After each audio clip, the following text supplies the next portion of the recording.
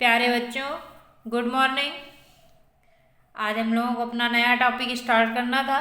नया टॉपिक हम लोगों का कौन सा रहेगा?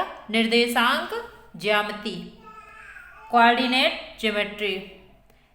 नाइन्थ में इसको हम थोड़ा बहुत तो हम लोग देख ही चुके थे, नाइन्थ क्लास लास्ट ईयर। क्या था? एक्स अक्ष और वाई अक्ष किसी तल पर बात की जाती थी, एक्स अक्ष और वाई अक्ष की।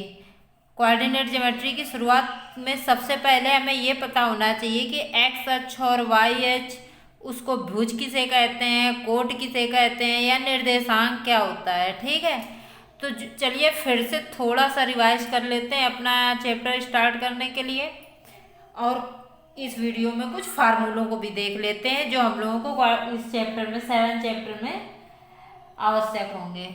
ठीक है, या जो हम लोगों को हाई स्कूल लेवल के उससे जरूरी होंगे। ठीक, चलिए, अगर कोई पॉइंट, कोई बिंदु होता है, उसके निर्देशांक की बात की जाती है, तो हमारे इस क्लास में यानी क्लास 10th में जब भी निर्देशांक की बात की जाती है, क्योंकि हायर क्लासेज में हम लोग एक्स वाई और जेड अक्ष भी पढ़ते हैं, लेकिन हम लोगों के अभी इस क्लास में कौन सा लेवल है? केवल एक्स अक्ष और वाई अक्ष की बात की गई है। तो जब निर्देशांक की बात की जाती है तो कैसे लिखा जाता है इसको? एक्स कामा वाई, कामा के रूप में कोई भी डिजिट लिखी होती है छोटे ब्रैकेट में। ठीक है, जो पहले लिखा होता है वो एक्स अक्ष का मान होता है, जो बाद में लिखा होता है वो वाई अक्ष का मान होता है। ठीक, बात समझ में आ गई कि नहीं आ गई? एक्स अक्ष को बोलते हैं भुज। एक्स अक्ष के जो भी मान होंगे, चाहे प्लस में हो चाहे माइनस में, उसको क्या बोलते हैं? भुज। वाई अक्ष के मान को बोलते हैं कोटि। ठीक, भुज की ये इंग्लिश, कोट की ये ऑर्डिनेट, एफसीसा। ठीक, थोड़ी थोड़ी इसलिए लिख देते हैं कि ये जरूरी है, आगे की क्लास में हम लोग पढ़ेंगे तो इनका नाम हम लोगों को पता होना चाहिए। ये हम लोगों का एक समतल हो गया, कोई तल हो गया। जो क्षैतिज रेखा होती है वो एक्स अक्ष कहलाती है, जो ऊर्ध्वाधर रेखा होती है वो हम लोगों की वाई अक्ष कहलाती है, और जहां पर जो कटान बिंदु है दोनों रेखाओं का, उसको बोलते हैं मूल बिंदु, ओ। ठीक, ओरिजिन की वजह से इसका नाम ओ दे दिया गया। मूल बिंदु के निर्देशांक क्या होते हैं? 0,0। ठीक, क्यों? क्योंकि इस पॉइंट पर एक्स अक्ष का भी कोई मान नहीं होता और वाई अक्ष का भी कोई मान नहीं होता, तो ये पॉइंट पे मूल बिंदु के निर्देशांक क्या हो जाएंगे? 0,0। अगर मूल बिंदु से इस तरफ एक्स अक्ष, जहाँ एक्स लिखा है, एक्स अक्ष दाएं तरफ बढ़ते हैं, इधर एक्स के सारे धनात्मक मान होते हैं। इस तरफ बढ़ते हैं, जो डैश वाला है, एक्स डैश अक्ष लिखा है बाएं तरफ, इधर एक्स के ऋणात्मक मान होते हैं। जो भी भुज होगी इधर वाली माइनस में काउंट की जाएगी। ठीक, इसी तरीके से वाई अक्ष में है, ऊपर की ओर धनात्मक मान, नीचे की ओर ऋणात्मक मान डैश में। ठीक, जब भी बना होगा, अगर मान लीजिए ऐसा लिखा है यहाँ पे 1 2 3, ऐसे मान लो यहाँ 3 है, अलग छोटा सा डायग्राम बना लेते हैं हम लोग। अगर यहाँ पर है इस पॉइंट, ये 3 तक गया, इस पॉइंट के निर्देशांक पूछे जाए, आपसे बात किया जाए वाई अक्ष में, वाई अक्ष ये एक्स अक्ष, ठीक है, और ये सीधी रेखा कर दीजिए बिल्कुल प्लेन, ये वाई डैश अक्ष और ये एक्स डैश अक्ष। ठीक, अगर ये 1 2 3 तक गए, इस पॉइंट के निर्देशांक पूछे जाए तो इधर x का मान कितना होगा इस रेखा पर? बताइए हमें। इस रेखा पर सिर्फ y का मान होता है, क्यों? क्योंकि ये y अक्ष है। इस रेखा पर y का मान होगा, x का नहीं है, तो x की जगह क्या हो जाएगा? 0। y की जगह क्या हो जाएगा? 3 तक गए तो 0,3। बात आ गई समझ में? अगर नीचे की तरफ बात की जाए, मान लीजिए एक ही पॉइंट चले, नीचे की तरफ भी एक्स अक्ष की चर्चा तो चल नहीं रही है, 0 हो गया एक्स का मान, और वाई का मान क्या हो जाएगा? -1। एक पॉइंट चले तो -1। तो अगर इस तरीके से निर्देशांक जब भी बनाने होते हैं तो प्लस माइनस काउंट किया जाता है। ठीक, अब एक्स अक्ष पर कोई भी बिंदु, यही लिख दिया गया, एक्स अक्ष पर कोई बिंदु अगर लिया जाएगा उसके निर्देशांक क्या होंगे, निर्देशांक x, 0। ठीक, y अक्ष पर कोई बिंदु लिया जाएगा तो उसके निर्देशांक क्या होंगे, 0, y। x का मान भी यहाँ पे 0 होगा और y होगा। इतनी बात क्लियर हो गई कि नहीं हो गई? ठीक, बहुत छोटी छोटी बातें हैं, फिर से हम लोग दोहरा रहे हैं, क्यों? क्योंकि लास्ट ईयर पढ़े थे हम लोग। चलिए आगे बढ़ते हैं। अब ये पूछ रहा है दो बिंदुओं के बीच की दूरी का फार्मूला दिया है।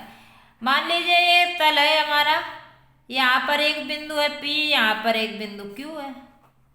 अब इनके हमें निर्देशांक दिए गए हैं x1, y1 और इसके निर्देशांक x2, y2। कह रहा है इनकी PQ के बीच की डिस्टेंस चाहिए, दूरी। तो इसका फार्मूला होता है PQ बराबर, डिस्टेंस का नाम PQ दे दिया या D दे दीजिए, जो भी इच्छा हो। फार्मूला होता है x2 माइनस x1 का होल स्क्वायर, अंडर रूट लगाए, प्लस y2 माइनस y1 का होल स्क्वायर। ठीक है, अंडर रूट लगा, इसका मतलब जो भी अंदर का होगा उसका वर्गमूल लिया जाएगा।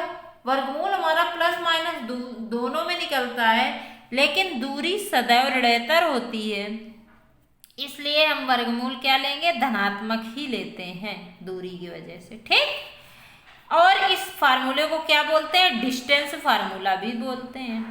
कहीं अगर डिस्टेंस फार्मूला नाम लिखा है तो यही है उसका मतलब। ठीक, अब अगर ये कह दिया जाए कि मूल बिंदु से दूरी, कोई पॉइंट P है, ये पॉइंट है, यहां से दूरी पूछ दी जाए। अब ये पॉइंट Q इधर ना हो करके कहाँ हो, इस तरफ, मूल बिंदु से दूरी OP, तो मूल बिंदु के निर्देशांक 0, 0 हो जाएंगे। और चलिए अलग बना लेते हैं, क्योंकि इसके निर्देशांक हमने x, y मान लिए हैं तो यहाँ बहुत कटिंग हो जाएगी। ये P हो गया ऐसे 0, 0 और इसके निर्देशांक x, y। मूल बिंदु से दूरी पूछी जाए तो देखिए x2 minus x1 0 minus x का होल स्क्वायर होगा, plus y2 minus y1 0 minus y का होल स्क्वायर। 0 से कोई मतलब नहीं है तो क्या हो जाएगा, under root x square plus y square. ठीक है, तो जब मूल बिंदु से लिखा जाए तो ये डायरेक्ट ये यूज कर सकते हैं, ना याद हो ना यूज कर पाए तो यही लगाइए अपना जो फार्मूला है, इसको तो याद करना ही जरूरी है, नेसेसरी है और बहुत ईजी भी है। क्या है, x2 माइनस x1 का whole square plus y2 minus y1 का होल स्क्वायर, है कि नहीं है? बार बार हमारे साथ दोहराते रहिए तो जल्दी याद हो जाएगा आप लोगों को। अब अगला पॉइंट क्या कह रहा है कि यदि तीन बिंदु P, Q, R एक त्रिभुज बनाएंगे, कोई तीन बिंदु एक क्या बनाए, त्रिभुज बनाए, तो अब हमें ये कैसे पता चलेगा कि त्रिभुज कैसे बनेंगे? तो इसके लिए कंडीशन होती है कि किन्हीं भी दो भुजाओं के बीच की दूरी तीसरी से ज्यादा होनी चाहिए, तभी आपकी त्रिभुज बनेगा। इसीलिए हमने तीनों कंडीशन लिख दी यहाँ कि चाहे PQ plus QR greater than PR आ जाए, या QR प्लस PR आ जाए ग्रेटर देन PQ हो जाए, या PR प्लस PQ हो जाए ग्रेटर देन QR हो जाए, कि दो भुजाओं के बीच की दूरी, किन्हीं भी दो भुजाओं के बीच की दूरी तीसरी से क्या होनी चाहिए, ज्यादा होनी चाहिए। बीच की दूरी कैसे निकलेगी, ये डिस्टेंस फार्मूला से हम लोग। ठीक, क्लियर हो गया? आगे बढ़ते हैं। अगला पॉइंट क्या है कि यदि तीन बिंदु संरेख हैं, संरेख का मतलब एक सीध, संरेख की इंग्लिश कोलाइनर। ठीक है, एक सीध में हो, त्रिभुज तो हम लोग जानते हैं ट्रायंगल है, कुछ पॉइंट मिल जाते हैं उनको बता देते हैं, कुछ वर्ड मिल जाते हैं।